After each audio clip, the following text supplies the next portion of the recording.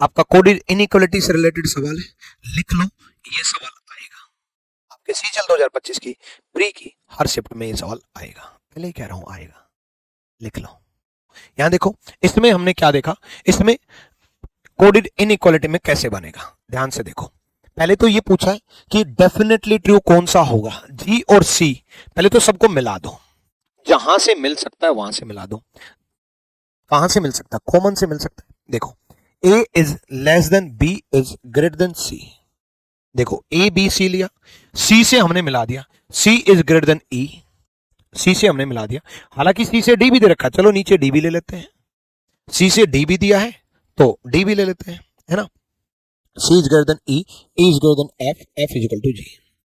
पहला, G is greater than C, G जो है बड़ा है सी से, नहीं भाई, सी की तरफ ओपन माउथ है तो सी की तरफ ओपन माउथ होना चाहिए, सी की तरफ क्लोज माउथ नहीं होना चाहिए।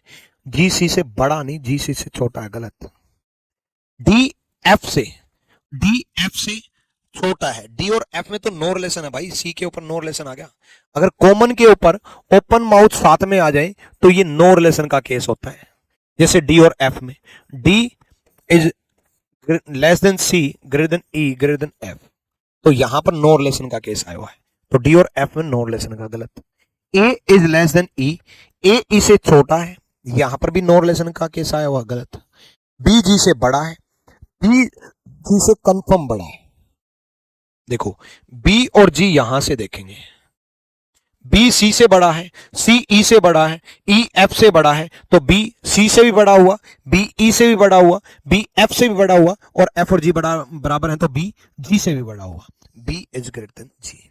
बी की तरफ ओपन माउथ है तो बी की तरफ ओपन माउथ रहेगा, जी की तरफ क्लोज माउथ है तो जी की तरफ क्लोज माउथ रहेगा, बी जी से बड़ा है, D is the right answer.